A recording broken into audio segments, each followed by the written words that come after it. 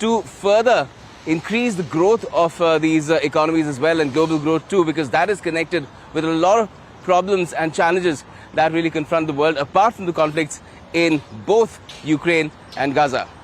Brazil has pulled out all stops to ensure that the sites serving as venues for different G20 related events in Rio de Janeiro are secure.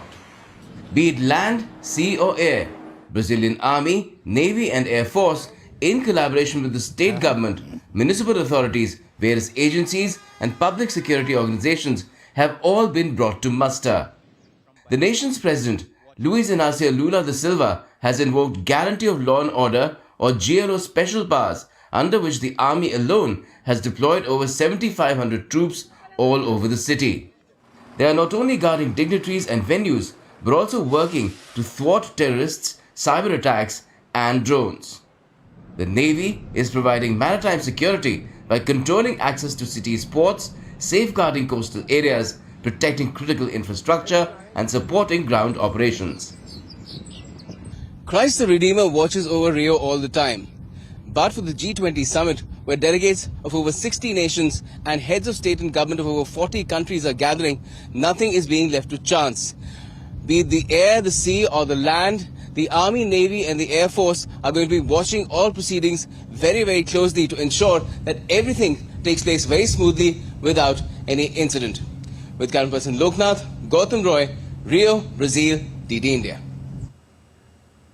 And people who welcomed Prime Minister Narendra Modi also presented different slices of Indian culture, Indian music, Indian dance, as well as traditional spiritualism of India. Interestingly, one group presented the song and dance of his home state, Gujarat. DD India's Gautam Roy spoke with the women who performed traditional Garba and Dandiya to welcome Prime Minister Modi to Brazil. Take a look. A vibrant and energetic performance of Garba and Dandiya also greeted India's Prime Minister Narendra Modi when he arrived in Rio at his place of stay to attend the G20 summit. We have some of the performers.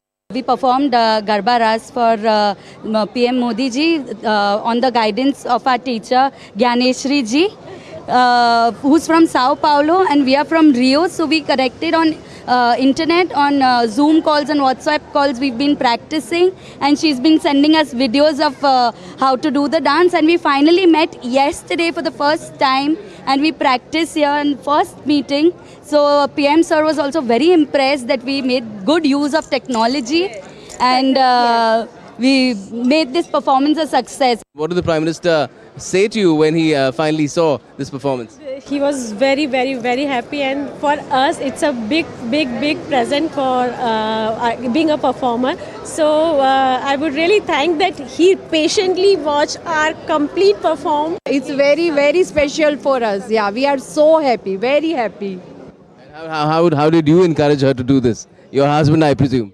As an Indian, we always support our wife. That's what we learn from our seniors, our parents, and all. That is how we are doing. Well, they say that music and dance is a true expression of joy or sorrow. In this case, it is joy, immeasurable joy as far as the Indian diaspora in Brazil is concerned, because they've met the Prime Minister here on his visit to Rio for the G20 summit. And well, the expression, of course, is that this is a successful visit, and the leaders too of the G20 come to these positions on tractious global issues that will take the world forward. With the camera person Loknath, Gautam Roy, Rio, Brazil, DD India. Also, Vedic chants by Brazilian Acharya with his disciples was also among those who welcomed the Prime Minister. In fact, DD India's Gautam spoke to the Acharya after the performance. One of the things that the Prime Minister witnessed was a recital of Vedic chants that was performed by Acharya Maseti here and his disciples. Thank you for speaking to us.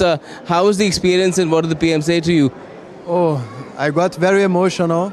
For us, it's very meaningful to express our gratitude in the form of these mantras. We have been studying here in Brazil for so many years. I'm studying for 20 years, each one of us at least 8-10 years. And be able to show our respect and our gratitude is very important for us. And What was the chant about? Did the meaning get conveyed to the Prime Minister? Did he say something about that? Yes, the chanting is about invoking the grace of the Lord Ishvara so that the Vedic knowledge could spread all over the world. And the Prime Minister already knew about you. He's talked about you in his radio program. It's called Man Ki Baat as well. Did he make a mention of that? No, what I understand is that he, on the whole context of what is happening in the Vedic tradition in the world, we here been so far away and with so much people giving so much effort to this knowledge and to spread the Vedic tradition. So that's the reason why he praised us on that moment. And does this also contain a wish for him in terms of having a successful engagement with the other G20 leaders? He's here for the G20 summit. No doubts, all the Vedic prayers are very powerful, and we chanted for Medha, meaning the clarity of mind, and I'm sure that that will be present on G20. Thank you. Thank you for speaking to us. Well, there you have it, Vedic chants for an auspicious start of the Prime Minister's visit to Rio in Brazil this time around for the G20 summit. With camera person Loknath, this is Gautam Roy in Rio for DD India.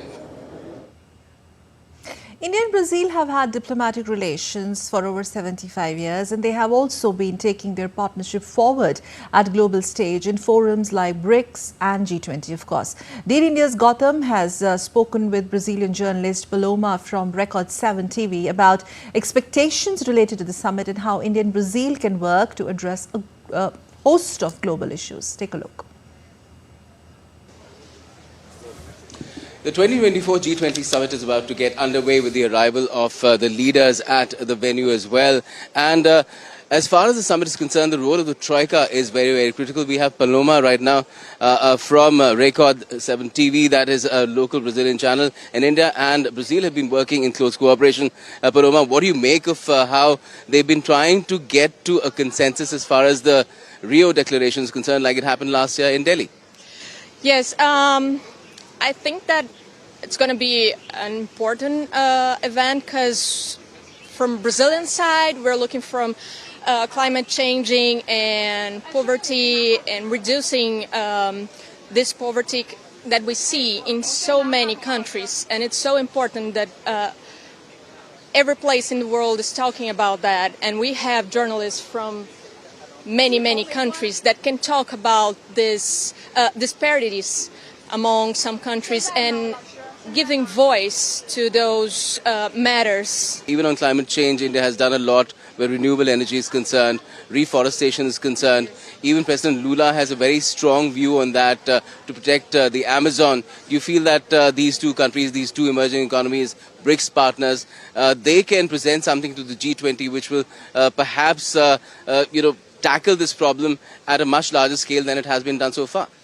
Definitely. I think that when you have so many leaders with so many different experiences, you can exchange this knowledge and find a way together that you won't fix the problem immediately, but you have to start somewhere. And if you say, oh, this doesn't fix the problem, so I'm not going to do it, then we are not going anywhere.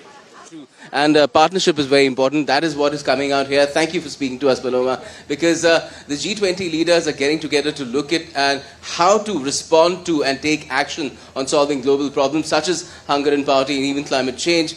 Geopolitical challenges also in the mix, and where we will see what emerges from it very soon too.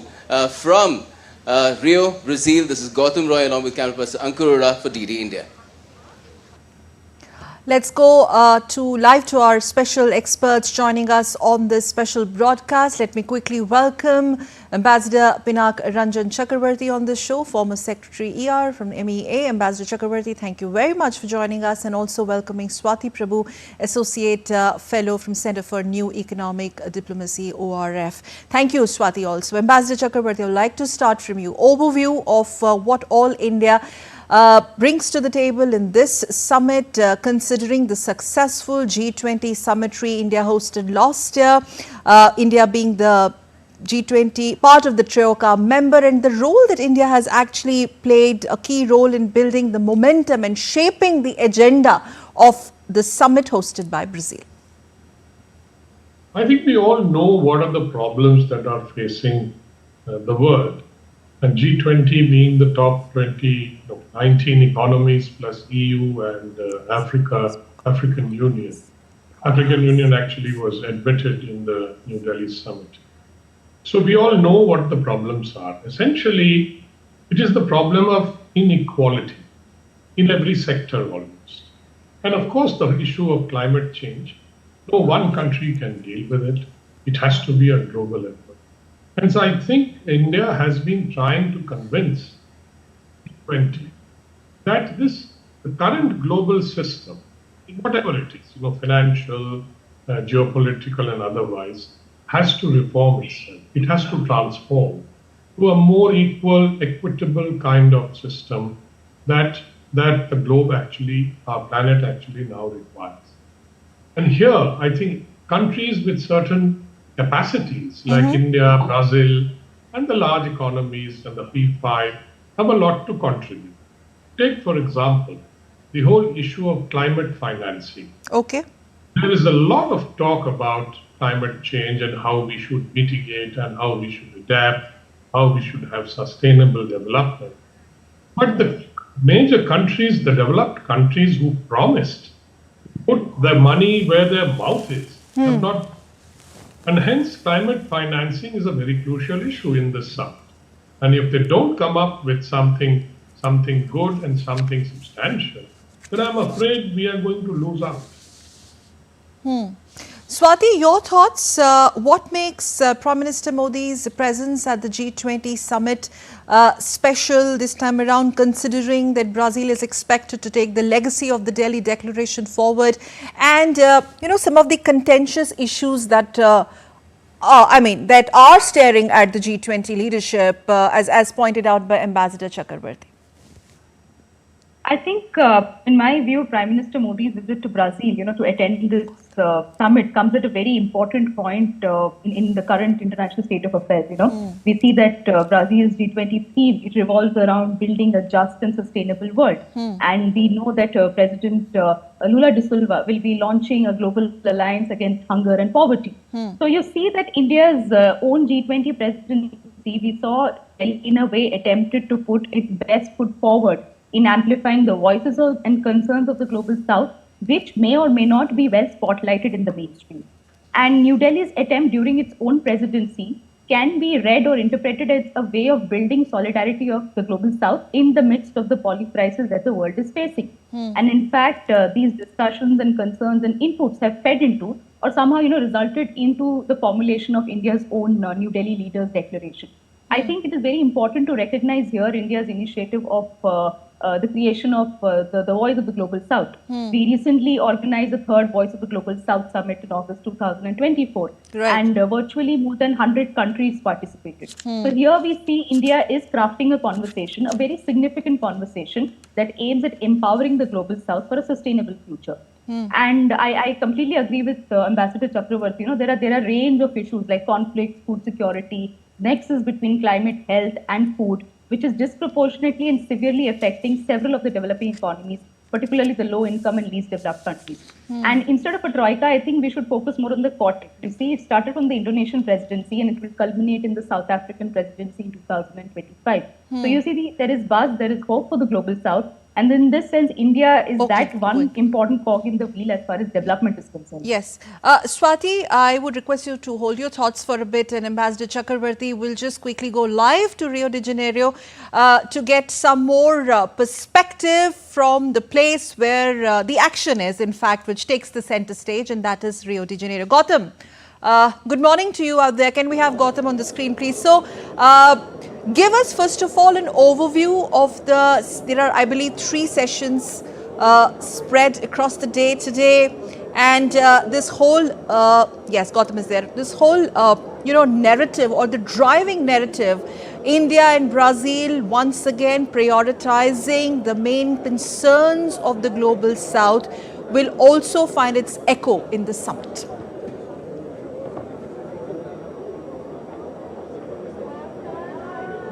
Well, certainly, Sakil, I will tell you about the sessions. There are two of them today. And, of course, the Global Alliance Against Hunger and Poverty that is also being launched today as well. But let me just give you a sense of where we are at the moment. We're at the media center, where the media from all over the world has been put together. They've been seated together. They're all broadcasting from here, and it's a fairly expansive arrangement. And you can see right behind me there's a screen where you're getting images of all the world leaders arriving as well, one by one. Prime Minister Modi is set to arrive too within a matter of minutes. The set time was around 10 a.m. local time, which is about, if you add 8.5 hours, that's 6:30 p.m. IST, India time. And we will see him arriving here and being received by President Lula, as well as he's been doing the same with other leaders who've been arriving too. You asked about the sessions, two of them taking place today, one against hunger and poverty itself, which the Global Alliance is also about. That is the first thing on the agenda, the Global Alliance against hunger and poverty. And the other is reform of global institutions. That is something both India and Brazil have been seeking as partners. India and Brazil having relations for over the last 75 years.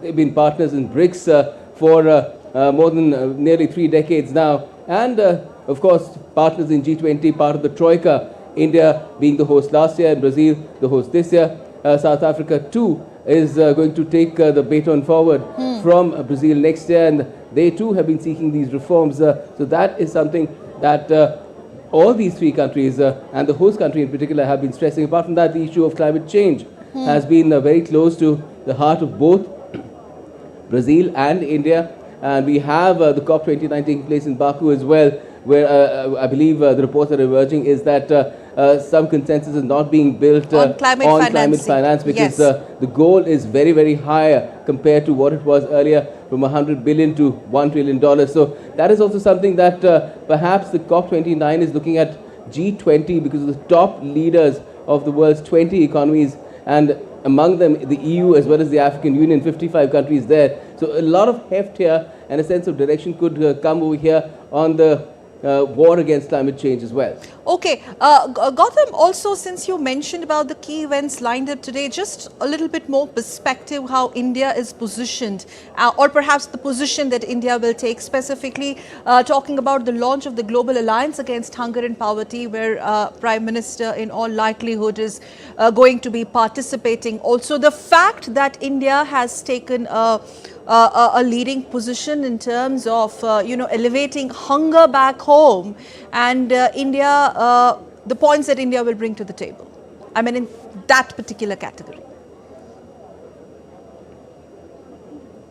Well, yes, Sakal, that is an area where India has a lot of experience and it has had some success as well, because over the last 9 years itself, from 2014 onwards, India has reduced poverty in this country of about 250 million people. And if you talk about overall reduction, it's gone from about 30% to, around 12%, the level of poverty that was there in the country. And even for hunger, during COVID times when people were facing a lot of tough time, the Indian government launched a program that gave free food, grain to 810 million people. So there, India has a lot of experience, and that scheme is still going on. So in terms of how issues of hunger and poverty, both interlinked, can be addressed, India has a major perspective there. And the overall overarching issue is keeping up the pace of economic growth, because as long you keep up the pace, India being the fastest growing G20 economy, the fastest growing large economy in the world, the main issue is, the crux is that if you keep that high rate of economic growth going, you will ultimately address the issues of both poverty and hunger. And that is something that India wants to stress on, because that is where it seems that the world has been lagging ever since the COVID crisis, the overhang of that, coupled with what's happened in Ukraine and now West Asia in the mix as well in terms of global conflicts, geopolitical challenges. It has remained a challenge keeping up the growth rate of different, not just G20 countries, it's all around the world. So solutions could emerge from this particular meeting with an India perspective of how to ensure that everybody grows at a better pace than what is happening now. And perhaps it's will be the first full G20 summit with the inclusion of African Union, Gautam. A quick one on the overarching agenda of the BRICS summit under the Brazil's presidency. And then, of course, if you could also share some perspectives. You spoke earlier with Brazilian journalists. You've been interacting with journalists from all over the world. So how do they really see India under the leadership of Prime Minister Modi at this summitory level, especially G20, considering the Delhi Declaration and the super success of Delhi Declaration or Delhi Summit and the continuity of the same?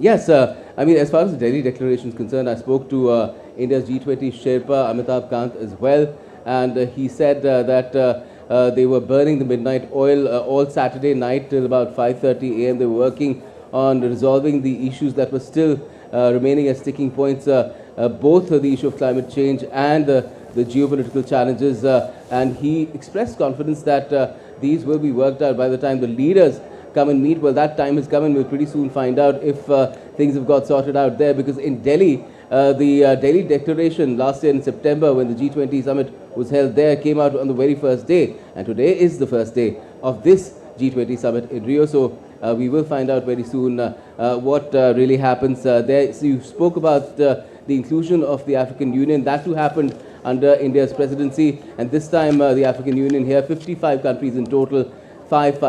I just did 5. Okay. They will be part of the proceedings as well. And the main agenda items that have been identified by Brazil, whether it's the fight against hunger and poverty, reform of global institutions, and addressing the challenges that emerge from climate change and other issues, they are very close to the heart of African nations as well. They also seek a reform of global institutions, particularly where financing and funding of debt is concerned. That is something that has been raised by both India and Brazil at various global stages to ensure that credit is made available on more acceptable and less exploitative terms, and that is something that will be pressed for here as well. Okay, Gautam, also just share your experiences, what you saw, and in fact you've sent us those reports also. What an astounding or resounding welcome being accorded to Prime Minister of India Narendra Modi in Brazil, which, by the way, Indian diaspora is around like 4,000 to 5,000 in numbers, but there was this India's tradition, India's culture, cultural tapestry on wider display, including the Vedic chants. I think that was beautiful.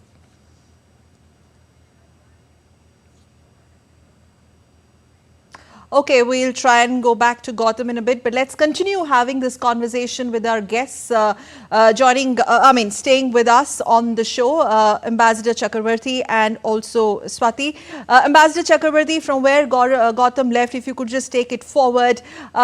Well, there's a lot expected from India, especially the task force for the Global Alliance Against Hunger and Poverty, which has been proposed by Brazil, and that's going to be, in fact, in all likelihood, the first session. Okay, our guests are back. First session being attended by Prime Minister of India. Well, hunger and poverty has been on the global agenda for quite some time. And it is only the G20 that is now trying to get to grips with it. We are used to hunger, we are used to poverty, and as far as India is concerned, it has done its best to tackle all these issues, and we have really succeeded from where we began in 1947.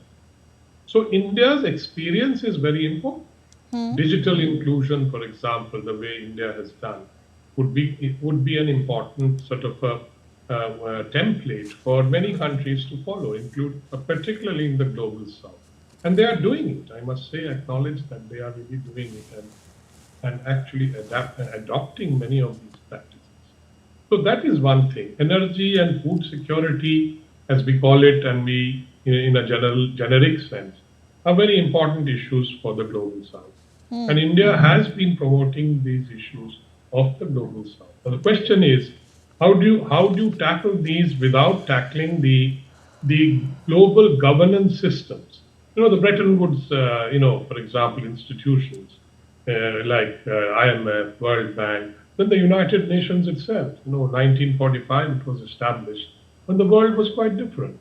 Today the world is different, but the United Nations is held hostage by the P5 who have the veto, and it's very difficult to get things to change or move. You can see how the United Nations has fared in tackling the problems of the two main wars that are going on in Ukraine and Gaza. They have not really done anything very much apart from providing humanitarian assistance. And that is also because some other countries are providing that kind of humanitarian aid. So I think these are some of the issues that the changes in the global governance system is extremely important. The WTO, for example, there are many sort of such major issues which are grouped under energy security, food security, trade, the financial system, etc. We cannot continue with the current system, which we have inherited after the Second World War, and carry on with this system and expect that this system will deliver to the global south. It has failed to deliver.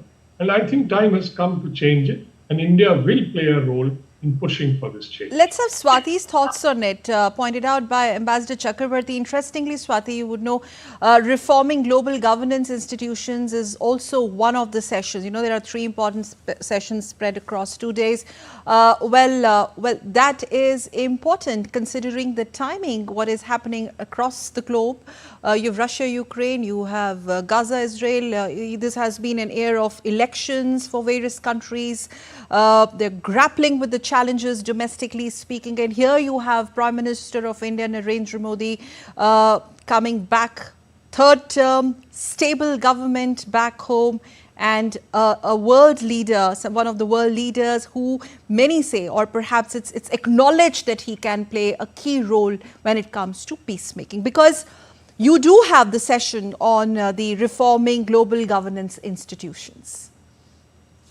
No, I in fact agree with you and also with Ambassador Chakravarti when he mentions that hunger and poverty are big sustainability roadblocks as far as several developing countries are concerned. India definitely has been adapting or has been on a positive trajectory as far as economic growth is concerned, or even fighting some of the developmental challenges are concerned. But then yet again we need to identify that there are several geopolitical complications associated with it. Problems of financing for adaptation, problems of reforming the existing global governance or existing multilateral institutions, which may have become archaic or not that strong enough to address the current challenges, which are multidimensional in nature. Because these challenges are not just focused on the security or the geopolitical part of it, they also are major developmental roadblocks. Now, in this context, as you mentioned, India's engagement, India's own stature, India's own position as compared to the rest of the world, or engagement with the rest of the world, becomes extremely crucial, and particularly with members of the Global South. I think India's own developmental challenges are no less, but it is trying its best to maneuver these geopolitical configurations, these geopolitical interests. It is helping to mobilize resources. It is helping to mobilize finances for meeting the SDG targets. And it is also, as I mentioned in my previous intervention, the Voice of the Global South Summit, it is trying to create a platform for inclusivity and a sense of shared prosperity-driven progress for everyone. So we see the inclusion of African Union as a pertinent example. And India's own development partnership model becomes very important here. We have the ITEC program, as Ambassador Chakravarti mentioned, sharing of best practices, sharing of digital technologies, sharing of specific expertise on a specific area like energy, solar, renewable, and training young fellows from developing economies to meet their own developmental targets. In this sense, India is weaving its own narrative as far as sustainable development is concerned, for creating an inclusive future for all, and it is also seeking to establish itself or create an identity as a credible and trusted partner. Countries from the Global South can approach freely without any conditionalities attached or without any inhibitions. Right. And again, interestingly, you have the strengthening of sustainable development, one of the sessions. Ambassador Chakravarti, your thoughts. There is also this important aspect of continuity and building on the legacy of success of G20 under India's presidency. And we'll not really get into the nitty-gritties of Delhi Declaration, but it's for Brazil to take that legacy forward. Absolutely, and I think Brazil and India have a lot of convergence on these issues. And that is why I think Brazil will be picking on whatever we achieved in the New Delhi summit and carrying it forward. And because Brazil and India share the same kind of concerns. since we are both large, emerging economies. And I'm sure that Brazil and India will work together, along with South Africa, which is the third party in the Troika. So these are issues that are being discussed at many international panels. And G20 is obviously, clearly the most powerful and the biggest one. It would represent 85% of global GDP, 2/3 of the population, etc. So I think this is a very important forum, and I wish that they succeed in terms of agreeing to to goals that are implementable. And I think many of these goals require a lot of financing. That financing has to come from those global institutions. So there are going to be some difficult and tricky conversations as well. Of course, there always is in such fora, because you bring in such disparate groups. Ultimately, the bottom line is that those developed countries who have been calling the shots so far have not delivered on these issues. And I think that the rest of the world now expects that they must step up to the plate. And if they don't, then we all sink together, basically. Okay. Swati, a quick one from you, and then we're going to play Gautam's report. But a quick one on the point raised by Ambassador Chakrabarti. Of course, there are going to be difficult conversations. Absolutely. We've noticed how deadlocks has become a trend, when it comes to global alliances or global agreements. We see every year at COP, there are multiple sessions and conversations, but we cannot somehow we cannot somehow decide who is going to fund for climate adaptation or climate change broadly. So in this sense, even the G20 presidencies have faced challenges as far as creating a common shared will or a political will to meet these goals and to implement these discussions that come out of declarations. So definitely, it's a given fact that it's a challenge, but then there is hope as well for the global south as far as the G20 platform is concerned. Right.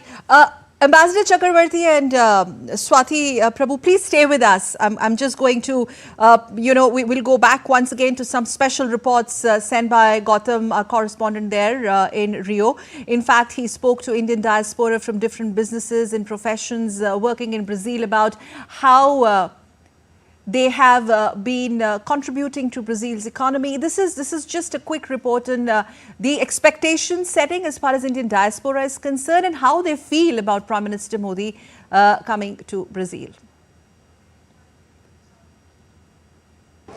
A segment of Indians who have settled in Brazil and are in different professions or even in businesses also greeted Prime Minister Narendra Modi when he landed in Rio for the G20 summit, and we have some of them with us. What does it really mean, this particular stream of activity that you're in business or profession for this country, Brazil, that you're contributing to? So company has done more than 2.5 billion investments as a group, Indorama Ventures and my colleague and Indorama Corporation. So company has already have more than 3,000 employees here and making significant investments, and we are. Let's go live to Rio de Janeiro, where Prime Minister of India Narendra Modi has arrived at the summit venue. These are the visuals of Prime Minister of India arriving at Rio de Janeiro's G20 summit venue. It's a museum of modern art in Rio de Janeiro, being greeted by Lula da Silva. Prime Minister Modi there on your screens.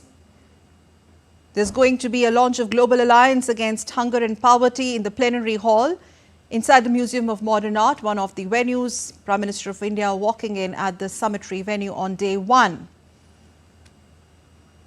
There are 3 sessions spread across 2 days. Day 1 today, fight against hunger and poverty, after which there's going to be a second session also on the reforms of the institutions of global governance. 3 priority areas under the presidency of Brazil on the theme Building a Just World and a Sustainable Planet.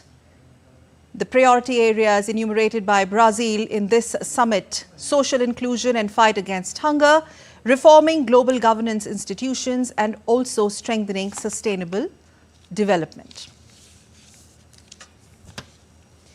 The Leaders Summit is seen as the culminating point of the G20 processes and work carried out over the years through ministerial meetings, working groups and engagement groups.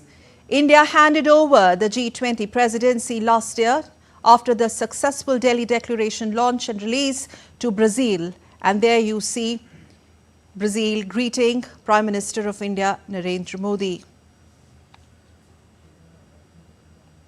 Brazilian President Lula da Silva greeting Prime Minister Modi very warmly. Building a just world order and sustainable planet, the central theme of the G20 summit in Brazil. Brazil is expected to maintain focus on the Global South priorities. One of the agendas where India has played a key role, and also to ensure the continuity and progress on key issues when it comes to prime concerns of the Global South. India's role is seen very significant. As a TRIOCA member, India will be playing a significant role under the leadership of Prime Minister Modi. As far as the overarching agenda of this year's summit is concerned, especially building on the momentum from its own G20 presidency last year. Okay, let's go back to our guests. If we can go back to our guests and continue discussing. So what we do know, Swati, coming to you, what we do know that Prime Minister Modi has arrived at the venue and we will be getting some live inputs in between. But yes, we were talking about what all India brings to the table and these themes, the overarching themes, your thoughts, how India's been central to these themes, particularly the Global South priorities, social inclusion and poverty alleviation. You see, these elements that you mentioned, hunger, poverty, social inclusion, these are very important sustainability roadblocks. A few figures, I think, to paint the global picture. We see that the global working poverty rate, it aggravated particularly during the COVID-19 pandemic, and it has in a way backsliding of sustainable development progress. It has reversed the progress of the world achieved over the years. And global poverty as such slightly increased in 2019. It was 6.9% to 7.7% in 2020. But then again, it declined in 2023. It reached back to 6.9%. And despite progress achieved after pandemic also, 241 million workers globally still stay in extreme poverty. And by 2030, if these current trends continue, around 590 million people will still live in extreme poverty. So you see, the world has several challenges as far as poverty is concerned. And there is food security also. We see that the Brazilian presidency will be launching a global alliance on hunger and poverty because food security, it's a very interconnected nexus. We have climate, health, and food security. They're all interconnected and all overlapping sustainable development targets, which makes it even difficult for developed and the developing economies to come together. India here, in a way, in a sense, can act as a bridge between the North and South. We witnessed that during India's own G20 presidency, which utilized the G20 as an ideal platform for creating, having a summit on amplifying the voices of the Global South. And India's own role here as a developing economy itself becomes very important. And in this sense, it can not only foster South-South cooperation, it can also foster North-South cooperation in the larger run. So India's role as a bridge in North-South cooperation, interesting point raised by Swati. Ambassador Chakravarti, your thoughts, how do you see this? I mean, under the leadership of Prime Minister Modi, the last 1 decade, this is his 11th attendance at the G20 summit level talks. If you could just help us understand what is India expected to present, on what all issues India is expected to present its stance, global issues in this summit, considering whatever is happening around the globe? Well, I think one of the issues that bothers us a lot is that we need a fairer sort of trading system, for example. And I think how do we get food across to those who need it? And hence there has to be some, like in India, we have a food stockpile. Can we think of a G20 stockpile which can rush food to those who suddenly need it? If there's a famine or, the crops fail in some country in the G20. These are the kind of things we need to do. Or can we have stockpiles in the Global South in certain designated countries which will then be distributed in times of need? And can the G20 contribute either physically with food grains or with money to buy the food grains and help and keep these things. How do we increase employment? Because poverty means that you have to give them employment, which means skilling, which means that they have to be, they have to be prepared to get some employment, which means that employment opportunities have to be created, means that small and medium industries have to flourish. There are so many of these issues that, it's impossible to encapsulate them in one short little statement. So these are the things, and every country has a particular experience in dealing with these issues. And they have to pull it, and see how best, how do you pick from this? You can do cherry picking, or you can get experts to say, okay, look, in these countries, in this region, this is going to work, or this is not going to work. That's the kind of detailed planning that is required. And of course, everything requires funding, and that is, as I said earlier, funding arrangements have to be solidified and ready. Okay. Yes, Swati, you want to add to that? Prime Minister Modi, he also said that, prior to attending the summit, his statement that he looks forward to meaningful discussions in keeping with, I think there is an underlying agenda here, with our vision of one earth, one family, one future. This is what India is going to talk about as well. Swati. And it was, by the way, very interesting to see, we can play those visuals again, the kind of warmth, and with that solid handshake, you see the Brazilian president greeting India's Prime Minister Narendra Modi, and they have a little talk there also. That shows the bonhomie and the warmth that both of them share. Yes, Swati. I think it is, you very pertinently mentioned continuing our own theme, which was, one world, one future, one, yes. That creating Vasudhaiva Kutumbakam, that's the identity that we try to foster as through our G20 presidency. And this continuity does not stop till South Africa. I understand that the 2026 presidency goes back again to the P5, but then we have the Voice of the Global South Summit, which will be a yearly annual affair, and we keep seeing participation of members of the Global South, and then we have the inclusion of the African Union. In fact, the BRICS expansion here, which includes countries from the Global South, is another example how we are going to, reform the existing institutional architecture, the global governance, and basically fix multilateralism. We witness this failure of multilateral institutions in the at the outset when crisis broke out in Ukraine and Gaza, and multiple sustainability challenges faced by sub-Saharan Africa or other regions of the developing world, like the Pacific Islands more specifically. There are natural disasters, there are incidences of extreme weather events, and they don't have access to adaptation techniques. And there is no finance as well. There is no funding mechanism to address their needs. So India also has a forum in the Pacific Islands. We are closely connected with our Pacific Island partners as well. And this is something that not just the Brazilian presidency, but also the South African presidency needs to take it forward. Okay, Swati and Ambassador Chakravarti, will just request you to please stay with us. Let's quickly play out Gautam's another report where India's G20 Sherpa Amitabh Kant has expressed tremendous confidence that consensus would emerge among all member nations over the Rio Declaration on Sunday, the last day before the summit begins. And speaking to DD India's Gautam Roy, Mr. Amitabh Kant said that climate and geopolitical issues still remain the key sticking points. Take a look. A quintessential part of any G20 summit is the leaders' declaration, which the top leaders of the 20 world's biggest economies, they take a position on the key issues that confront the world at the moment. It was a major success for Delhi last year when the Delhi Declaration came out on the first day of the summit itself. How is it going this time? Let's find out from the person who was part and parcel of the process last time as well and essential for a consensus. Amitabh Kant, G20, India's G20 summit with us. Mr. Kant, how is it going this time around? It's very tough, very intense, very complex.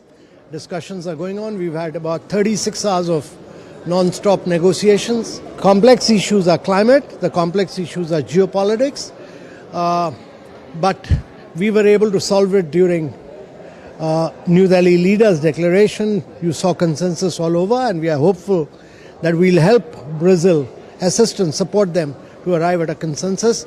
India will play a very key and a critical role in assisting and supporting Brazil. Is it climate finance? And on when you mentioned geopolitics, is it Gaza, Ukraine, both, either?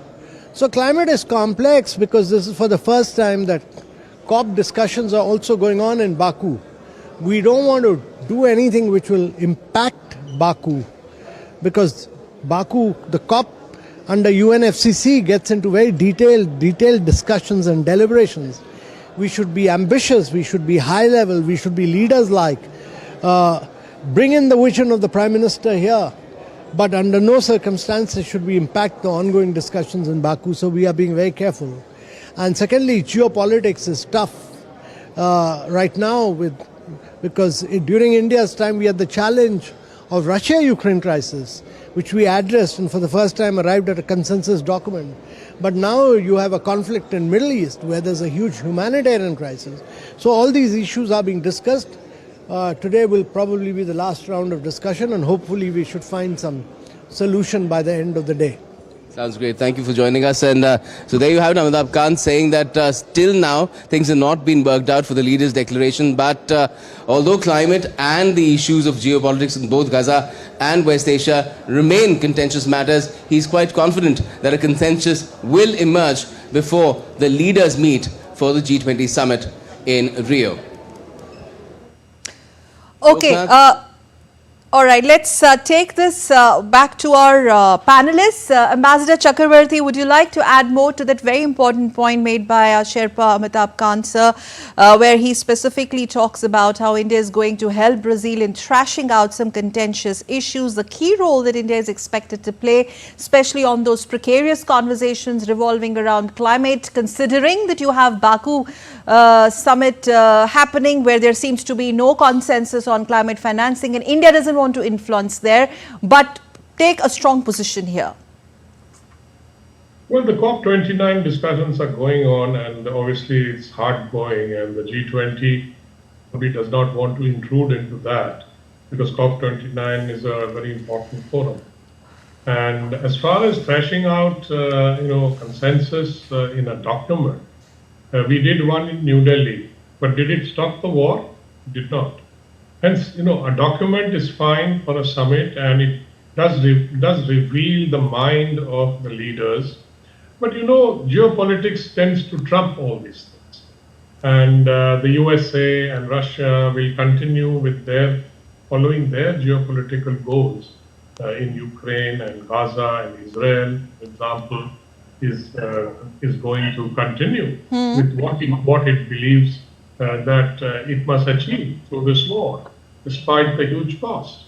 So I think a document in itself, while I welcome the consent, but I don't think the document in itself solves the problem unless the geopolitics of the situation like the Ukraine war or the Gaza war is actually, there is a consensus on the geopolitics rather than, and today you see how President Biden in his sort of twilight month has given permission to Zelensky, President Zelensky of Ukraine, to use long-range American missiles to hit Russia. Right, sir. I don't think, and that is clearly a provocation, and I don't think the G20 is going to, will be able to stop this, this kind of provocation.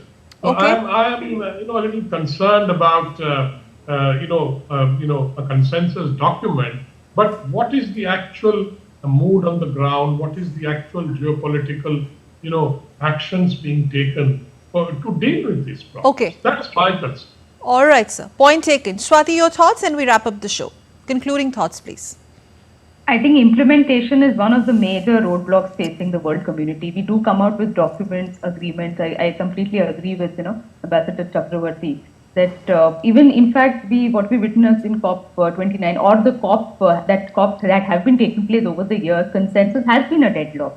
But then again, traditional economic diplomacy has changed. We see that documents are signed, free trade agreements are signed, partnerships are built, but then again implementation takes a longer time. So signing a document may be easier, but then or may not be easier, but can be done, but then implementing it takes a longer route. So we just have to wait and watch. But in this sense, India's role again is very pertinent, and what India is doing, the world is recognizing. That is what is one of the key factors or key takeaways is as far as the G20 is concerned. India's role is pertinent because of the important aspect of continuity and building as far as India's legacy of the Delhi summit in 2023 is concerned. That's for Brazil to take forward under the leadership of Prime Minister Narendra Modi. Thank you very much, Swati Prabhu and Ambassador Pinak Ranjan Chakravarti, Secretary MEA, former Secretary MEA. Thank you so much, sir. It was always a pleasure talking to you, and Swati, to you as well. Thank you both of you for joining us. And what we can tell our viewers that Prime Minister of India, Prime Minister Narendra Modi, has already arrived at the summit venue. We will continue to keep an eye on Prime Minister's engagement at the Brazil G20 summit in our subsequent bulletins as well. But that's all we have for you in this special edition on DD India special broadcast. We'll be back with more news.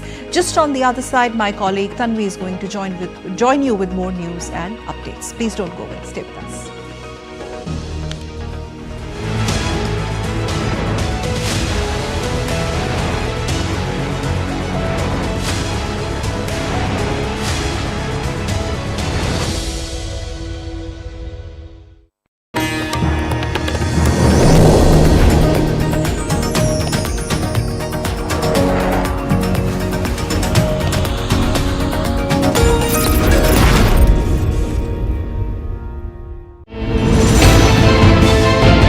Geopolitics and trade deals. Economic challenges amid development. Hard work and the path to prosperity. It's the economy always. Between walkers, money is what money does and says. Supply creates its own demand. Between the bulls pulls and bears tears. When supply chains globalization and India rises to the podium. We'll get you centered with the economic brief at 8 p.m. every Thursday on DD India. Complex issues, hidden agendas, twists and turns, strategic games. We think all dots are linked. We just need to connect them. Join me every week as I connect the dots to unravel hidden designs in statecraft, mysteries, and decode issues that matter to you. Watch Connecting the Dots with me at these times on DD India.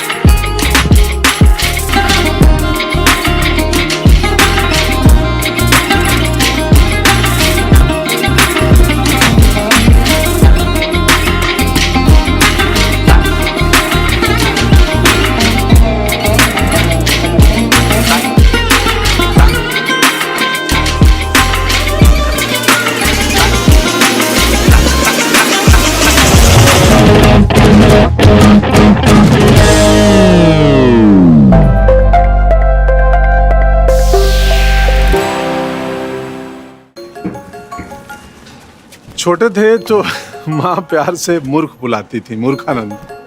और ये तो सच में मूर्ख समझते हैं। Custom department वाले बन के कॉल कर रहे हैं और कह रहे हैं कि आपके पार्सल से ड्रग्स पकड़ा गया। सब समझते हैं। पहले डराएंगे, फिर कहेंगे पैसे ट्रांसफ़र करो। अब प्यार से चाहे जो बुला लो, पर मैं मूर्ख नहीं हूँ, याद रहे। यूपीआई सेफ है। यदि आपको भी कोई इस तरह डराना चाहे तो उसे कहो मैं मूर्ख नहीं हूं। It's another 6. रिचार्ज, जल्दी रिचार्ज करा। ये क्या किया? मैच तो गया। पेमेंट कैसे करेंगे? टोकनाइज कार्ड से। टोकन? हाँ, ऑनलाइन पेमेंट के लिए आरबीआई लाए हैं टोकनाइजेशन। एक बार कार्ड डिटेल्स, ओटीपी, सीवीवी डालकर टोकन जनरेट कीजिए। कार्ड भी सुरक्षित और बार बार डिटेल्स भरने की नो झंझट। वही सुविधा अधिक सुरक्षित। ऑलराउंडर हो कि मैं। आरबीआई कहता है कि जानकार बनिए, सतर्क रहिए।